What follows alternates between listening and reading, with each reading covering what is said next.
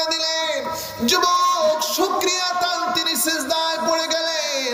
সিজদায় পড়ে কান্না করে আর বলে, আল্লাহ, এক মায়ের পেটে 3 ভাই জন্মগ্রহণ করলাম। 2 ভাইকে আমার চোখের সামনে তৈলের ভিতরে ফালাইয়া তুমি শাহাদাতের মর্যাদা দিয়া তুমি তাদেরকে জান্নাতে নিয়ে নিলা। ওগো রব্বুল আলামিন, মেহেরবানি করে আমাকে একটু জান্নাতে নিয়ে নাও না। আল্লাহ, তুমি আমাকেও জান্নাতে নিয়ে নাও। 2 ভাইকে জান্নাতের ভিতরে নিলা, আমাকেও নাও। এমন অবস্থায়, এই সিজদারত অবস্থায় যখন তিনি কান্নাকাটি করতেছে, মাথা যখন উঠাইলেন, তখন ওই পিছন থেকে মেয়েটা বলে, ও যুবক, 40 দিন একাত্রে ছিলাম, একা একা জান্নাতে যায় না। তুমি যে কালেমা পড়ো, তুমি যে আল্লাহকে ভয় করো, ওই আল্লাহকে আমিও ভয় করতে চাই। তুমিও কালেমা। আল্লাহ রাব্বুল আলামিন শুরুতেই বললেন, যালিকাল কিতাবু লা রাইবা ফীহি। এটা এমন একটা কিতাব, যে কিতাবের ভিতরে জান্নাত পরিমাণ করে সন্দেহ নাই। মারহাবা বলছেন কে? আল্লাহ যদি বলে সেই কথার কোনো সন্দেহ আছে? আল্লাহ রাব্বুল আলামিনের পরে বলেন, হুদাল লিল মুত্তাকিন। এই কিতাবটা মুত্তাকিনদের জন্য হেদায়েত স্বরূপ। সুবহানাল্লাহ পড়ে। যারা তাকওয়া অর্জন করবে, এই কিতাবটা তাদের জন্য একটি গাইডলাইন হয়ে যাবে। সুবহানাল্লাহ পড়ে। আমি আজকে যে কথাগুলো বলবো, এখানে আল্লাহ রাব্বুল আলামিন কেন কোরআনের শুরুতে মুত্তাকিনদের কথা বললেন? কেন বললেন আল্লাহ রাব্বুল আলামিন মুত্তাকিনদের কথা? আল্লাহ চাইলে তো এখানে হুদাল্লিল নাস বলতে পারতেন, হুদাল্লিল মুসলিমিন বলতে পারতেন, হুদাল্লিল মুত্তাকি, হুদাল্লিল মুমিনিন বলতে পারতেন। কিন্তু আল্লাহ রাব্বুল আলামিন হুদাল্লিল মুমিনিনও বললেন না, হুদাল্লিল নাস বললেন না। আল্লাহ রাব্বুল আলামিন বললেন হুদাল্লিল মুত্তাকিন। সুবহানাল্লাহ। আল্লাহ রাব্বুল আলামিন অন্য আয়াতে বলছেন, আল্লাহ পাক বলেন, ইন্নাল্লাহা ইউহিব্বুল মুত্তাকিন। আমি মুত্তাকিনদেরকে ভালোবাসি। সুবহানাল্লাহ পড়ে। এখন এখানে আমরা যদি বিশ্লেষণ করতে যাই, এখানে গভীর জিনিস বের হয়ে আসে যে আল্লাহ রাব্বুল আলামিন মুত্তাকিন কেন হতে বললেন। কারণ যারা মুসলমান, কালেমা পড়ে যারা মুসলমান হয় আর যারা মুত্তাকিন হয়, তাদের ভিতরে অনেক ব্যবধান। কথা বুঝেন নাই?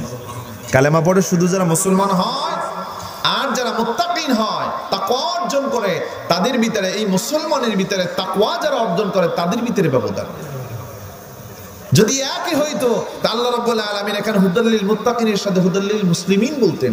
কিন্তু কোরআন শরীফের শুরুতে মুত্তাকিন বলার কারণে বোঝা যায় এই মুত্তাকিনরা কোরআন শরীফে নয়, জান্নাতে নয়, তারা কিয়ামতের মাঠে নয়, তারা সমগ্র জগৎ জুড়ে আল্লাহ রাব্বুল আলামিন প্রিয় বান্দায় পরিণত হয়েছেন। বিদায় আল্লাহ রাব্বুল আলামিন এই মুত্তাকিনদের কথা বলছেন। সুবহানাল্লাহ বলেন। মুত্তাকিন হওয়া দরকার আছে না নাই?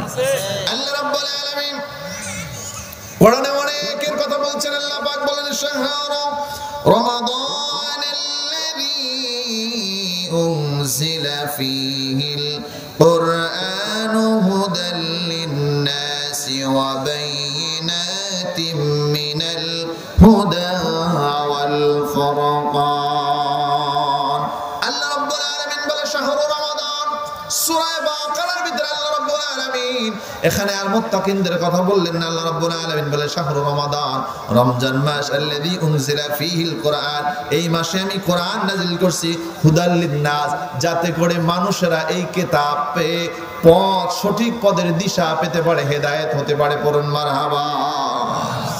আল্লাহ রাব্বুল আলামিন এই দলটা কাদেরকে আল্লাহ রাব্বুল আলামিন টার্গেট করলেন? এই দল হলো তারা যারা আল্লাহ রাব্বুল আলামিনের রিজিক খায়, আল্লাহ রাব্বুল আলামিনের দেয়া অক্সিজেন গ্রহণ করে, আল্লাহ রাব্বুল আলামিনের চোখ দিয়ে তারা পৃথিবী তাকায় তাকায় দেখে। আল্লাহ রাব্বুল আলামিন সব কিছু দিয়েছেন, সব কিছু ভক্ষণ করে, কিন্তু তার কালেমা পড়ে না। কালেমা না পড়া আল্লাহর সাথে শিরক করে, কালেমা না পড়া আল্লাহর সাথে কাউকে অংশীদারিত্ব করে, আল্লাহর কাউকে ছেলে বানায়, আল্লাহর কারো স্ত্রী বানায়। আছে না নাই? খ্রিস্টানদের ভিতরে এমন আছে না নাই? হিন্দুদের ভিতরে অনেকে তারা আল্লাহর সাথে শরীক, সকলেই আল্লাহর সাথে শরীক করে কি করে না? আল্লাহ রাব্বুল আলামিন বলছে, বান্দা এই কিতাবটা জন্যই দিলাম, তোমরা যদি ভুল করে থাকো এই কিতাবটা পড়ে পড়ে তোমরা হেদায়েতের পথ তোমরা বেছে নিবে। কাল কিয়ামতের ময়দানে এই পথ দিয়া তোমরা জান্নাত পর্যন্ত চলে যাবে। আল্লাহ রাব্বুল আলামিন আয়াতের ভিতরে আল্লাহ রাব্বুল আলামিন বলেন, সূরাতুন নাহলের ভিতরে আল্লাহ রাব্বুল আলামিন আমাদেরকে মুখাতাব করে বলে, ওয়া নাযালনা আলাইকাল কিতাবা তিবয়ানাল লিকুল্লি শাইইন ওয়া হুদান ওয়া রাহমাতান ওয়া বুশরা লিল মুসলিমিন। আল্লাহ রাব্বুল আলামিন এখানে বলছেন মুসলমানদের কথা। এটা মুসলমানের জন্য আমি আল্লাহ রাব্বুল আলামিন একটা হেদায়েতের পথ হিসেবে একটি কিতাব আমি দিলাম। যদি বান্দারা ঠিক মতো গাইডলাইন হিসেবে মানে, আমি আল্লাহ রাব্বুল আলামিন যে কিতাব দিলাম এই কিতাবে যদি গাইডলাইন হিসেবে তার জীবনের সাথে মিলায় নেয়, ওই বান্দারা তারা এই কিতাবের আলো দ্বারা জান্নাত পর্যন্ত চলে যেতে পারবে। কিন্তু আল্লাহ রাব্বুল আলামিন শুরুতে কেন বললেন হুদাল লিল মুত্তাকিন? আল্লাহ রাব্বুল আলামিন এই জন্যই বললেন, আল্লাহ রাব্বুল আলামিন বলেন, ইন্নাল্লাহা ইউহিব্বুল মুত্তাকিন। বান্দা যারা তাকওয়া অবলম্বন করে, ওই তাকওয়া অবলম্বন করা বান্দাদেরকে আমি আল্লাহ রাব্বুল আলামিন ভালোবাসি। তাকওয়া অবলম্বন করার দরকার আছে না নাই? আরো জোরে বলেন, আছে না নাই? তাকওয়া অবলম্বন এটা মুখে বললেই হয়? কথা বলেন, মুখে বললে হয়? এখানে আমি আপনাদের জন্য একটি হাদিস কোট করে নিয়ে এসেছি। এই মুত্তাকিনদের অনেকগুলো সংজ্ঞা আছে। এর ভিতর থেকে হযরত সাইয়েদনা আলী রাদিয়াল্লাহু তাআলা আনহু তিনি মুত্তাকিনদের ব্যাপারে একটি মেসেজ দিয়েছেন। মুত্তাকিনদের কিছু গুণাবলী তিনি বর্ণনা করেছেন।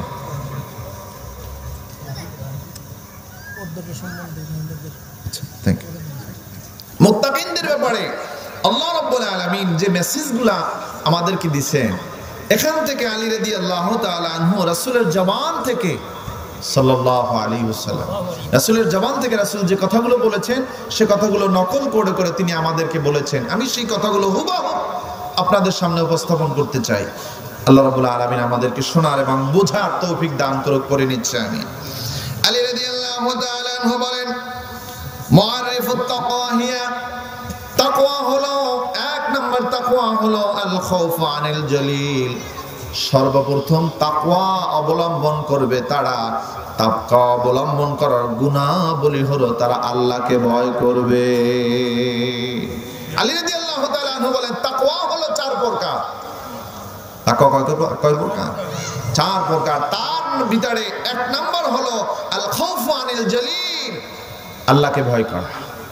কাকে ভয় করতে হবে? কোন নেতাকে ভয় করবেন? কথা বলেন। কোন নেতাকে? কোন অস্ত্রকে? কথা বলেন। ভয় হবে কার? আরো জোরে বলেন, কার? পরিচিত অর্থে যারা মুত্তাকি তারা ভয় করবে কাকে? আল্লাহকে ভয় করবে। আচ্ছা, আমি একটা আপনাদের কাছে প্রশ্ন করি, আল্লাহকে যদি কেউ ভয় করে, একজনের হক আর একজনে নষ্ট করে খেতে পারে? আস্তে জবাব দিলেন জি। আল্লাহকে যদি ভয় করে, মেয়ের সম্পদ না দিয়া বাবা ছেলের নামে লিখে দিতে পারে? আমাদের এলাকায় এরকমের বাবা নাই? আছে ভাই, বাবা মারা গেছে অনেক আগে, বাবা মারা গেছে বহু আগে, ভাইয়ের উচিত সম্পদ বুঝিয়ে দিবে। আল্লাহর ভয় যদি তার দিলের ভিতরে থাকে, ওই বান্দা কোশ্চিন কালো বোনের হক কি নষ্ট করতে পারে? আপনার নিয়ম হলো, আপনার বাবা যেদিনকে মারা যাবে সেদিনকে আপনাদের বোনের সম্পত্তিগুলো আপনি তাকে বুঝিয়ে দিয়ে দেবেন। কিন্তু আপনি না দিয়ে আপনি বক্ষণ করছেন। যদি আপনি কিছুদিন রাখেনও, ওই জমির যে পরিমাণ যদি আপনি নগদ টাকায় লাগাইলে যা হয়, সেই পরিমাণ টাকা আপনার বোনদেরকে আপনি দিতে হবে। দিয়ে যদি আপনি ইবাদত করেন, ওইটা হবে মুত্তাকির ইবাদত। কথা বলেন, সাবধান। যদি মুত্তাকি যদি কেউ দাবি করতে চায়, আল্লাহর যে বিধান, বিধানের উল্টো পাল্টা করা যায়? মুত্তাকি যদি আপনি দাবি করতে চান, আপনি কখনো স্ত্রীকে পর্দার বাইরে চালাইতে পারবেন না। সম্ভব? পর্দা করা কি ফরজ। আমাদের ভিতরে একটা অভ্যস্ত হয়ে গেছে, বহু মসজিদের ইমাম সাহেবের চাকরি যায় এজন্য পর্দা রস করলে। কি রস করলে? কারণ সভাপতি সাহেবের কি স্ত্রী কি? কথা বলেন। পর্দা ছাড়া চলে, নেকাব ছাড়া চলে, সেক্রেটারি সাহেবের স্ত্রী পর্দা ছাড়া চলে, নানান রকমের চলে। কিন্তু অনেকের কাছে এই নামাজের ইসলাম ভালো লাগে, রোজার ইসলাম ভালো লাগে, হজের ইসলাম ভালো লাগে, কিন্তু পর্দার ইসলাম ভালো লাগে না। কথা বলেন আছে না নাই? হুজুরে নামাজ রস করুক, কেন থেকে এখান থেকে যাব, কিন্তু পর্দা রস করলে পরেই শরীরে অ্যালার্জি হয়ে যায়। এটা করা যাবে? এটা করা যাবে? সাবধান। অনেক কথা আছে, দেখি শেষের দিকে ইনশাআল্লাহ হাদিস আছে বল। তো যে কথা বলতেছিলাম, তাকওয়া হলো এক নাম্বার, আল খাউফু আনিল জালিল। কাকে ভয় করতে হবে? কাকে ভয় করতে হবে? আল্লাহকে ভয় করতে হলে নামাজ ছেড়ে দেওয়া যায়? আল্লাহকে ভয় করতে হলে মানুষকে কষ্ট দিয়ে কথা বলা যায়? আল্লাহকে ভয় করলে ওই মানুষটাকে অন্যের হক নষ্ট করতে পারে? কখনোই পারে না। আল্লাহকে যদি ভয় করে, ইউনিয়নের চেয়ারম্যান দেওয়ার কথা আপনার খোয়া, 1 নাম্বার খোয়া, সেইখানে 5 নাম্বার দিয়া রাস্তা কইরা নেয়, ওই চেয়ারম্যান বুঝি আল্লাহকে ভয় করে? কথা বলেন, ভয় করে? দেওয়ার কথা 40 কেজি চাল, সেখানে জেলেদের 40 কেজি চালের পরিবর্তে 37 কেজি, 38 কেজি, 35 কেজি হয়, ওই চেয়ারম্যান বুঝি মুত্তাকি? কশিনকালে তিনি মুত্তাকিন হতে পারে? আল্লাহ রাব্বুল আলামিন বলছে, বান্দা মুত্তাকি যারা হবে তারা কখনো গুনাহ করতে পারে না, তারা আল্লাহকে ভয় করে কখনো গুনাহ করতে পারে না। যারা তাকওয়া অবলম্বন করে তাদের শরীরে কখনো গুনাহ, তাদের আমলে কখনো গুনাহ স্পর্শ করতে পারে না। এই গুনাহ যাদের আমলে স্পর্শ না করতে পারে তাদের কি মুত্তাকিন বলা হয়। আর আমাদের সামনে গুনাহ আসলে অহরহ করতে আমাদের বাজে না।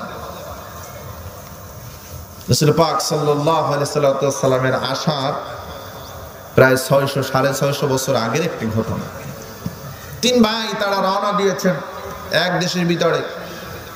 বাদশা বলল, আমাকে যারা না মানবে তাদেরকে হত্যা করা হবে। 3 ভাই চিন্তা করলেন, আমরা যেহেতু ঈসা নবীর ধর্ম পালন করতেছি, আমাদের ধর্ম সঠিক, আমরা কখনো মূর্তিকে পূজা করতে পারি না, আমরা এই দেশ থেকে চলে যাব, এই দেশে আমরা থাকবো। 3 ভাই তারা রওনা দিলেন একটি গাছের ভিতরে।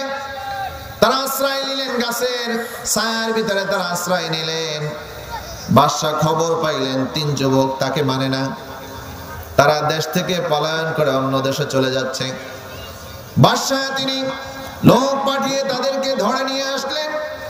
বাদশা ধরে 3 ভাইকে বললেন, শোনো, তোমরা যদি নারী চাও তোমাদেরকে নারী দেওয়া হবে, তোমরা যদি বাড়ি চাও তোমাদেরকে বাড়ি দেওয়া হবে, তোমরা যদি সম্পত্তি চাও তোমাদের সম্পত্তি দেওয়া হবে, তোমরা যদি সুন্দর নারী চাও তোমাদেরকে সুন্দর নারী দেওয়া হবে, বলো তোমরা আমার এই ধর্ম মানো কিনা। 3 যুবক বললেন, না না, তোমার ধর্মকে আমরা মানি না, আমরা একজনের ধর্ম মানি যিনি তোমাকেও সৃষ্টি করছেন, আমাকেও সৃষ্টি করছেন, তিনি হলেন আল্লাহ। তিনি কে? তিনি হলেন আল্লাহ। আল্লাহ ছাড়া অন্য কাউকে আমরা মানি না। বাদশা বলল, এদেরকে জেলখানায় দাও। জেলখানায় রাখা হলো।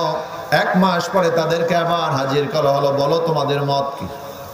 3 ভাই রাগ দিয়ে বললেন, শোনো, আল্লাহকে ভয় করি, প্রথম যেভাবে করেছি এখনো সেই একইভাবে আল্লাহকে ভয় করি, তোমাকে আমরা প্রভু হিসেবে মানি না, কারণ তুমি কাউকে জীবন দিতেও পারো না, তুমি জীবন নিতেও পারো না। এই কথা যখন বললেন, বাদশা বললেন, তৈল গরমের ব্যবস্থা করো। বিশাল 3টা র্যাগের ভিতরে তৈলের ব্যবস্থা করা হলো। 1 সপ্তাহ তৈল আগুন দিয়া জ্বালানো হলো। আচ্ছা বলেন তো, মানুষ মারার জন্য তৈল জ্বালানো লাগে কতক্ষণ? কতক্ষণ তাপ দেওয়া লাগে? 1 ঘন্টা দিলে পুরো কাম কমপ্লিট হয়ে যায়। কিন্তু 1 নয় 2 নয় 7 দিন তৈলকে তাপ দিয়েছেন। ফুটন্ত তৈলের সামনে 3 ভাইকে দাঁড় করায় বলে, দেখো, আমি যদি চাই এই তৈলের ভিতরে এখন তোমাদেরকে ফালায় দিতে পারি, তোমাদের এখনো সময় আছে, তোমরা যদি চাও তোমরা আমাকে প্রভু হিসেবে মানো, প্রভু হিসেবে না মানলে কিন্তু তোমাদের ছেড়ে দেব না। যখন তারা বললেন, না, আমরা তোমাকে প্রভু হিসেবে মানি না, আমাদের প্রভু হলো একজন, তিনি হলেন আল্লাহ, তুমি আমাদের কশিনকালেও প্রভু হতে পারে না। এই কথা বলার পরে ওই যুবকের ভিতরে 3 যুবকের ভিতরে যে বড় ভাই ছিল তাকে ধরে ওই তৈলের ভিতরে নিক্ষেপ করছে। তৈলের ভিতরে নিক্ষেপ করার পরে বড় ভাইয়ের গোস্তগুলো তৈলের সাথে মিশে গেছে, হাড্ডিগুলা খড়কুটার মতো ভাসতেছে, হাড্ডিগুলা খড়কুটার মতো ভাসতেছে। আর ওই তৈলের ভিতর থেকে, হাড্ডিগুলার ভিতর থেকে একটা আওয়াজ আসছে, উদখুলুহা বিসালাম। এটা একটা শান্তির জায়গা। পড়ে কি সাউন্ড আসছে? এটা কি একটা শান্তির জায়গা, এটা কষ্টের কোনো কিছু নাই। দুই ভাইকে আবার সময় দেওয়া হলো, এক সপ্তাহ পরে আবার দুই ভাইকে দাঁড় করানো হলো। দাঁড় করে বললেন, দেখো তোমাদেরকে এক সপ্তাহ সময় দিয়েছিলাম, এক সপ্তাহ আগে তোমাদের ভাইকে আমরা এই তৈলের ভিতরে ফালাইছি। যদি তোমরা ভয় করো, ভয় করলে পরে তোমরা আমাকে ভয় করো, আল্লাহকে ভয় করা কোনো লাভ নাই। তোমার আল্লাহ তোমার ভাইকে বাঁচাইতে পারে নাই। জোরে বলেন না নাউজুবিল্লাহ। একথা বলে মেজো ভাইকে জাগাইয়া তৈলের ভিতরে নিক্ষেপ করলেন। তৈলের সাথে তার গোস্তগুলা মিশে গেল, হাড্ডিগুলা খড়কুটার মতো বাসা শুরু করলো। ছোট ভাই তাকায় তাকায় দেখলে এক মায়ের পেটে তিন ভাই জন্মগ্রহণ করলাম, দুই ভাই তারা তৈলির ভিতরে গেল। আর তৈলির ভিতর থেকে একটা সাউন্ড আসলো, উদখুলুহা বিসালাম। আসো আসো, শান্তির ভিতরে আসো। এটা তৈল নয়, এটা জান্নাতে যাওয়ার একটি রাস্তা। এটা তো তৈল নয়, এটা তো জান্নাতে যাওয়ার জন্য একটি পথ। তোমরা আসো না, সুবহানাল্লাহ পড়ে। ছোট ভাই প্রস্তুত হয়ে গেলেন, তৈলের ভিতরে পড়বেন। এমন অবস্থায় ওই বাদশাকে একজন বুদ্ধি দিল, হুজুর, উজির রাজা মহোদয় শোনেন, মানুষ দেখবে এই তৈলের ভিতরে পড়ে, আর তৈলের ভিতরে পড়ার সাথে সাথে তারা জান্নাতে চলে যায়। মানুষ এটাই ভাববে। আপনি একটা কাজ করেন, দেখি এই ছোট ভাইয়ের কাছ থেকে কিছু গুনাহ করানো যায় কিনা। নাউজুবিল্লাহ। দেখি কিছু গুনাহ করানো যায় কিনা। আমার একটা সুন্দরী মেয়ে আছে, 40 দিন যদি একটা রুমের ভিতরে রেখে দেই, এই গুনাহ না করে আর পারবে না। 40 দিন একটা রুমের ভিতরে তাদেরকে আবদ্ধ করে রাখলো, সুন্দরী একটি মেয়ে দিল। 40 দিন পরে ওই মেয়ের বাবা মেয়ের কাছে খোঁজ খবর নিতে গেছে যে ছেলে গুনাহ করছে কিনা। মেয়ের কাছে যে প্রশ্ন করে, মা 40 দিন তোমাকে এই এক যুবকের সাথে দিলাম, এই যুবকের দ্বারা কোনো গুনাহ করাইতে পারলা কিনা? মেয়ে চোখ থেকে পানি ছেড়ে দিয়েছেন আর বলে, বাবা এই যুবকটাকে আমি যখন অর্ধ উলঙ্গ হইয়া এই যুবকের সামনের ভিতরে যাই, বলে যুবক দেখো না আমার দিকে তাকায়, আমার কত যৌবন। এই কথা যখন বলি, চোখটা তার নিচের দিকে নামাইয়া গুনগুন করে একটা শব্দ করে বলে, শোনো বোন, তোমাকে দেখার জন্য আমার আল্লাহ রাব্বুল আলামিন চোখ দেয় নাই, আমার চোখ দিয়া আমি আল্লাহকে দেখব।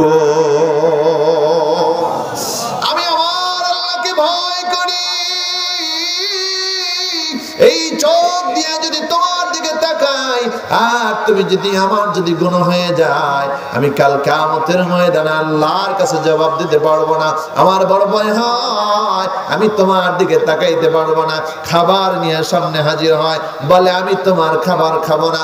বলে বাবার কাছে, বলে মেয়েটি বলে, বাবা আমি যখন ঘুমায়া পড়ি, ক্লান্ত হয়ে আমার চেষ্টা যখন ব্যর্থ হয়ে যায়, এমন অবস্থায় আমি ঘুম থেকে উঠে দেখি ওই ছেলের সামনে জান্নাতি নানান রকমের খাবার সাজানো।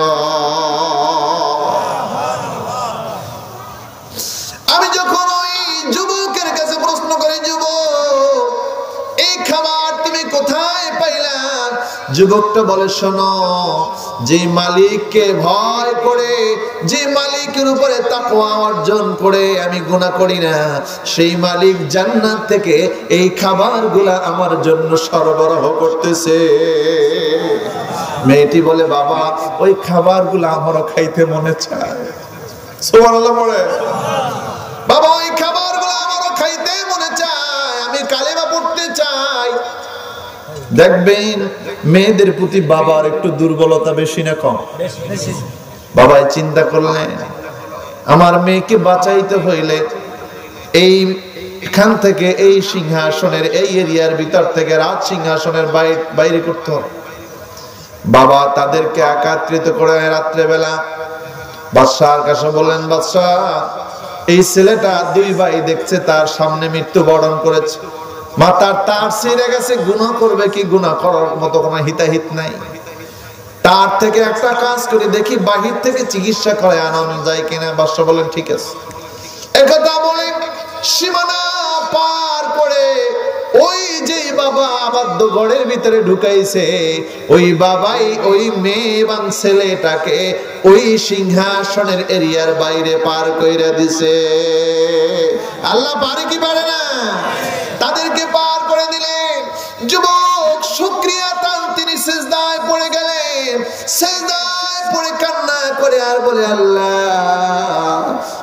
এক মায়ের পেটে তিন ভাই জন্মগ্রহণ করলাম, দুই ভাইকে আমার চোখের সামনে তৈলের ভিতরে ফালাইয়া তুমি শাহাদাতের মর্যাদা দিয়া তুমি তাদেরকে জান্নাতে নিয়ে নিলা। ও রব্বুল আলামিন মেহেরবানি করে আমাকে একটু জান্নাতে নিয়ে নাও না আল্লাহ, তুমি আমাকেও জান্নাতে নিয়ে নাও। দুই ভাইকে জান্নাতের ভিতরে নিলা, আমাকেও নাও। এমন অবস্থায় এই সিজদারত অবস্থায় যখন তিনি কান্নাকাটি করতেছে, মাথা উঠাইয়া মাথা যখন উঠাইলেন তখন ওই পিছন থেকে মেয়েটা বলে, ও যুবক 40 দিন একাত্রে ছিলাম, একা একা জান্নাতে যায় না। তুমি যে কালেমা পড়ো, তুমি যে আল্লাহকে ভয় করো, ওই আল্লাহকে আমিও ভয় করতে চাই। তুমিও কালেমা আমাকে পড়ায়া তুমি মুসলমান বানায় দাও। আল্লাহ পারে কিনা? আল্লাহ পারে কিনা? এমন অবস্থায় যখন তাদের কথোপকথন চলছে, দেখতেছে বহু দূর থেকে দুইটা ঘোড়ায় করে মানুষ আসতেছে। যুবক ভয় পেয়ে গেলেন, না জানি বাদশাহ জেনে গেছে কিনা, আমাকে ধরার জন্য পাঠাইতেছে কিনা।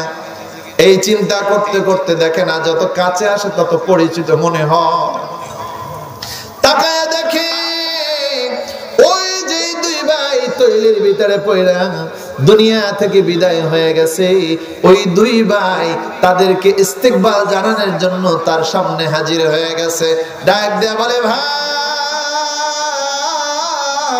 তোমরা না দুনিয়া থেকে বিদায় হয়ে গেলা, আমার চোখের সামনে দেখলাম তৈলের ভিতরে পড়ে তোমরা হাড্ডিগুলো খড়কুটোর মতো ভাবতেছিল, গোস্তগুলো মিশে গেছে, কেমন করে তুমি আবার আমার সামনে আসলা? বলে, আমরা আসি নাই, আল্লাহ রাব্বুল আলামিন একটা খবর দেওয়ার জন্য পাঠিয়েছেন। সেই খবরটা হলো এই, আমরা তৈলের ভিতরে পইরা যে জান্নাত না পাইছি, তার থেকে তুমি আল্লাহকে ভয় কইরা গুনাহ না করার কারণে তার থেকে দামি জান্নাত আল্লাহ তোমাকে দান করে দিছে। এজন্য আলী রাদিয়াল্লাহু তাআলা আনহু বলেন, মুত্তাকিনরা কখনো গুনাহ করবে না, তারা ভয় করবে আল্লাহকে। আলী রাদিয়াল্লাহু তাআলা আনহু বলেন, আল খাউফু আনিল জালিল। মুত্তাকিন হলো তারা যারা এক নাম্বার তাদের গুনাহ বলে হলো তারা ভয় করবে কাকে? মুত্তাকিনরা কখনো গুনাহ করতে পারে না। দ্বিতীয় নাম্বার আলী রাদিয়াল্লাহু তাআলা আনহু বলেন, ওয়াল আমালু বিতানজিল। কোরআন ভিত্তিক জীবন গঠন করতে হবে। আমাদের জীবন গঠন করতে হবে কি ভিত্তিক? আরো জোরে বলেন, কি ভিত্তিক? আপনাদের খারাপ লাগতেছে? জোরে বলেন, খারাপ লাগতেছে? আলোচনা শেষ করে দিব। আমাদের জীবন গঠন করতে হবে কি ভিত্তিক? কোরআন ভিত্তিক জীবন গঠন করতে হবে। আমাদের জীবন পারিবারিক, সামাজিক, অর্থনৈতিক, রাজনৈতিক সব কিছু যা আছে এভরিথিং সব আমাদের জীবন সাজাতে হবে কোরআন দিয়া। যারা কোরআন দিয়া জীবন সাজাতে পারবে তারাই কি মুত্তাকিন। তারা কি? আমাদের সংবিধান হলো কোরআন। আমাদের সংবিধান কি? যারা বলে মুসলমানের সংবিধান কি? আমি গত জুমায় বলছিলাম যে কি আওয়ামী লীগ, কি বিএনপি, কি জাতীয় পার্টি, কি জামাত, কি জাসদ, কি ডান কিংবা বাম, যারাই মুসলমান তাদের সংবিধান কি? কোরআন। কোরআন পৃথিবীর শ্রেষ্ঠ সংবিধান, এর উপরে কোন সংবিধান। যার পরে নাজিল করছেন তিনি হলেন সর্বশ্রেষ্ঠ আদর্শ মহামানব। আলহামদুলিল্লাহ বলেন। তার উপরে আদর্শ পৃথিবীতে আর চলে না। তার জীবনটা তিনি আল্লাহ রাব্বুল আলামিন যেভাবে বলেছেন তেভাবেই তিনি সাজিয়েছেন। আল্লাহ রাসূল বলেন, যদি কোরআন দিয়ে আর আমার আদর্শ দিয়ে জীবন পরিচালনা করে, দুনিয়ায় কষ্ট হলো তার আখিরাতে কোনো কষ্ট হবে না। কিন্তু আমাদের আদর্শ, আমরা বলি যে রাসূলের উম্মত বলে দাবি করি, কিন্তু আদর্শের বেতাম। আদর্শ কি? আপনি যদি চিন্তা করেন রাসূলের আদর্শের দিকে তাকান, অবাক হয়ে যাবেন। রাসূল পাক সাল্লাল্লাহু আলাইহি ওয়াসাল্লাম একটা হাদিস বলি। রাসূল পাক সাল্লাল্লাহু আলাইহি ওয়াসাল্লাম কাবা শরীফের পাশ থেকে হেঁটে যাচ্ছিলেন। আবু জেহেল রাসূল পাক সাল্লাল্লাহু আলাইহি ওয়াসাল্লামের গলার ভিতরে, আমার দিকে তাকান, এইভাবে চাদরটা দিয়া এইভাবে টান দিছে। কিভাবে টান দিছেন? চাদর দিয়ে রাসূলের গলায় চাদর লাগায় কিভাবে টান দিছেন? আচ্ছা, এইভাবে টান দিলে শ্বাস করা যায়? সাহাবী বর্ণনা করে রাসূল পাক সাল্লাল্লাহু আলাইহি ওয়াসাল্লামের চেহারা রক্তাক্ত হয়ে গেল, মনে হচ্ছে যেন চোখ দুটো বেরোয় পড়ে যাবে, মনে হচ্ছে যেন তার জীবনটা এখানেই শেষ হয়ে যাবে। তখন মক্কা বিজয় হয় নাই। ভাইরা, এক বুড়া মহিলা, ব্যাপারটা দেখে তার বড় কষ্ট লেগেছে।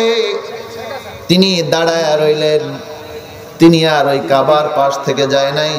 কিন্তু হাবিবে কিবরিয়া লজ্জা পেলেন, কষ্ট পাইয়া ঘরের ভিতরে যাইয়া, হাদিসের ভিতরে আসছে, ডান কাঁধে হেলান দিয়া দিয়া তিনি চোখ বেয়ে বেয়ে পানি পড়তেছেন।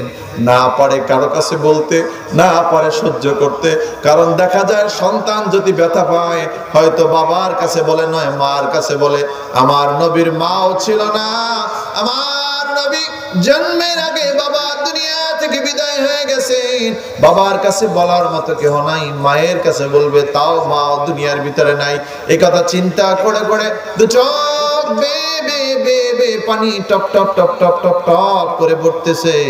এমন অবস্থায় ওই কাবার পাশ থেকে আমির হামজা হেঁটে যাচ্ছে। বুড়ি ডাক দিয়ে বলে, আমির হামজা, মোহাম্মদ তোমার কি হয়? বলে, আমার ভাতিজা হয়। বলে, এই কথা আজ বলছো, আর কোনদিন তোমার মুখ থেকে এই কথা তুমি উচ্চারণ করো না। বলে, কেন বুড়িমা, কি হয়েছে? বলে, আমি একটু আগে দেখলাম মোহাম্মদ কোনো দোষ করে নাই, বিনা অপরাধে এই নির্দোষ এত সুন্দর ছেলেটার গলায় আবু জেহেল তার চাদরটা দিয়ে এমন ভাবে ফাঁস দিল, এক ছেলেটা লজ্জা পেল আর কষ্ট পেয়ে এখান থেকে তার ঘরের ভিতরে যায়। দেখো কি খবর। আমির হামজা এই কথা শুনে তিনি রাসূলের কাছে না যাইয়া আবু জেহেলের বাড়ি চলে গেলেন। আবু জেহেলের বাড়ি যাইয়া তার কোমরের ভিতর থেকে ছুরিটা বের করে আবু জেহেলের মাথার উপরে একটা আঘাত দিলেন। আঘাত দিয়া বলে, আবু জেহেল, তুমি মনে করছো মুহাম্মাদের মা নাই, মুহাম্মাদের বাবা নাই, তুমি যেমনে মনে চায় তুমি তাকে তেমনি ব্যবহার করবা। আমি আমির হামজা থাকতে তুমি মুহাম্মাদের গায়ে দ্বিতীয়বার টোক্কা দেওয়ার সাহস করবে না।